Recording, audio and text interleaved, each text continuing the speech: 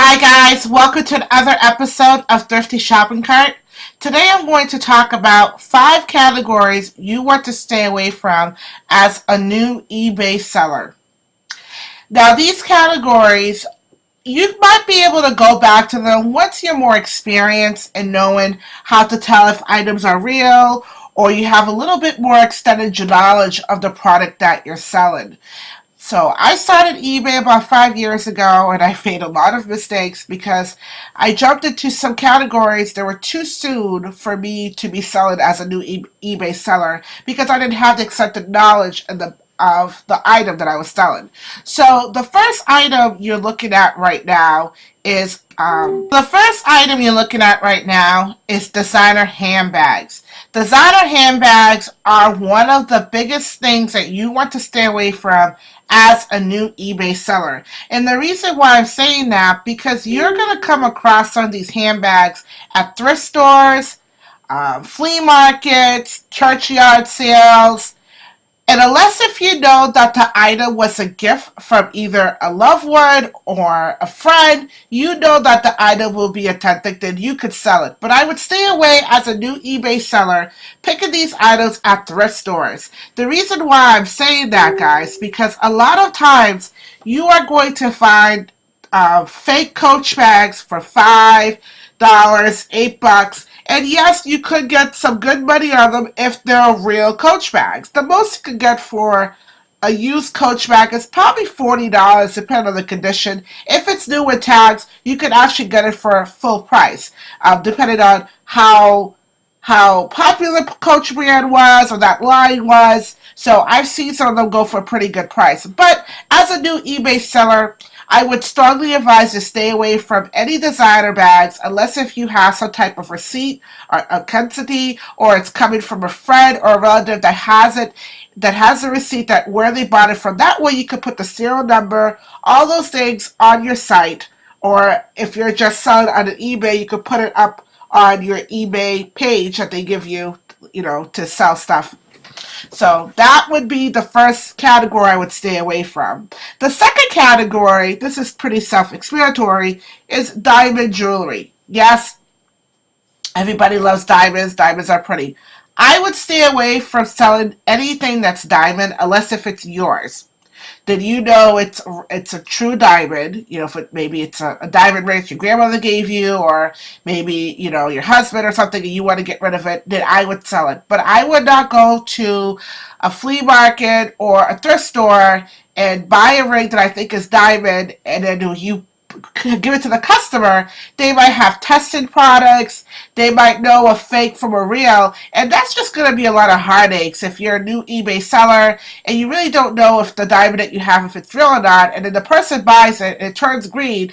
They're going to say that you're a scammer. So you really want to stay away from jewelry, anything that's diamond related, unless if you have, just like the first category, unless if you have some type of receipt or some type of authenticity that's telling you that it's a real diamond, then I would sell it. The third item is lotion.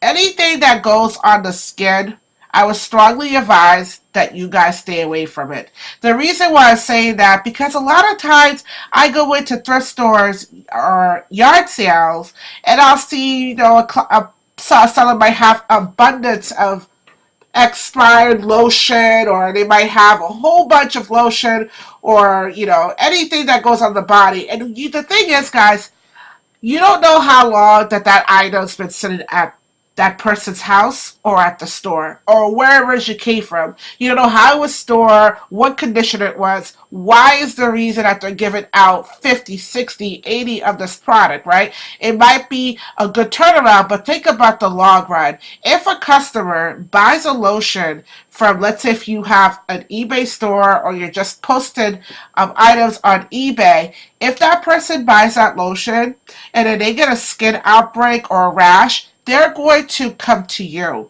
And we have to be careful because we're living in a time where people are sue friendly. So you might get sued even though you're not the original manufacturer. You're not the one that's, made the product, but the customer bought it from you.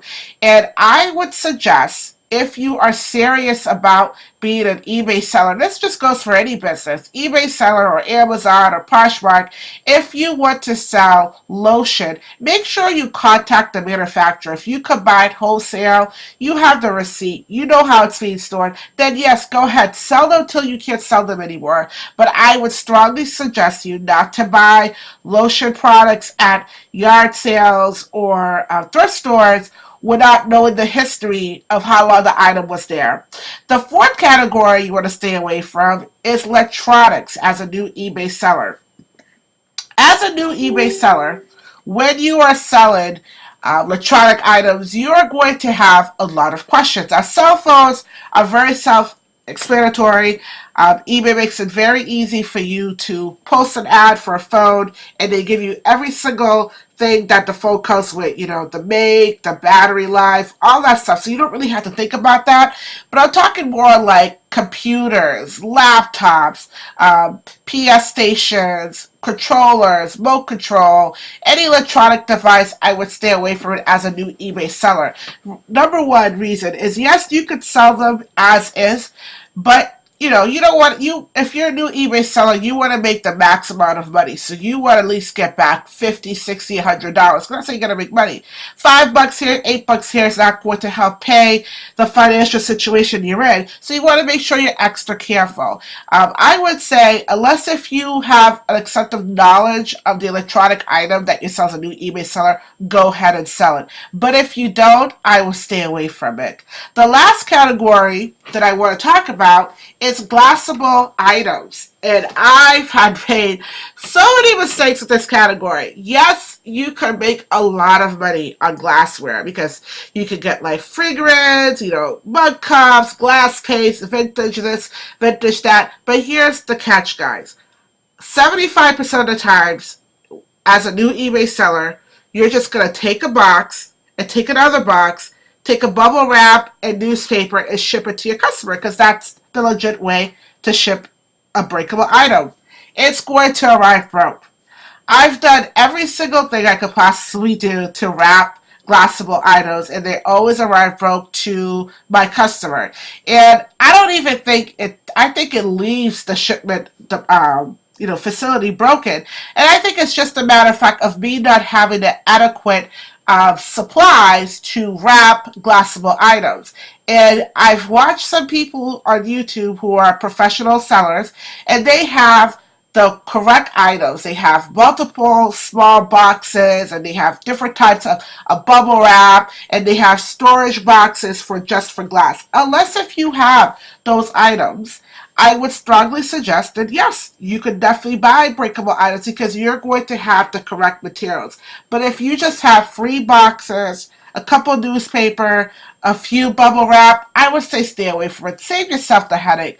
The worst thing's going to happen to you is you're going to buy maybe a really nice Chinaware that's probably going for like $200, and then you bought it for like 30 cents on a yard sale from a grandma or maybe a church yard sale, right? The customer is going to get it. It's going to arrive broke. And then you're going to have to send that money back. And it's just a lot of work. I would say stay away from glassable items.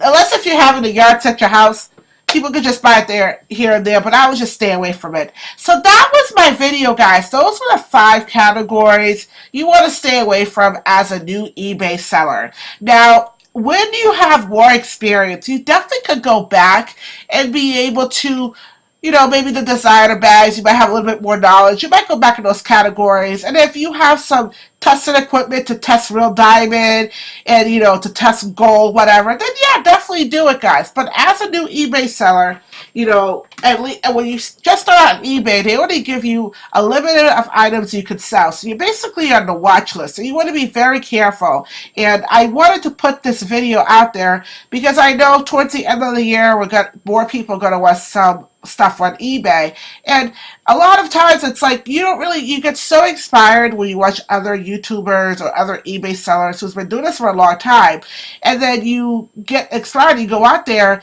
and you buy a bag. And sometimes before I end this video, there are a few people who will say eBay is not a really great place to sell items, or people lie all the time with customers. It's not even it's not a great place. It's because they didn't have the proper training to list items on eBay. They didn't really, and a lot of times too, customers, we're all customers. When you get an item that's incorrect, you think you've been scammed, and that person, on the other hand, didn't even know if that item was a fake or not. So that's why I like to put these videos out there. There aren't a lot of videos online that could tell you how to spot a fake or a real designer bags, but you still have to be careful. Fake bags are getting more good. They're looking more legit. So it's really a trial and error product. So I basically, even myself, if you guys look at my stores, the only Coach bags I sell are Coach bags that I had, and I know that they're authentic because I either bought them from a friend or I pop, it's just an old Coach bag I had in my closet, but I stay away from those items all together. So I really hope you guys like this video. Please give me a thumbs up or thumbs down.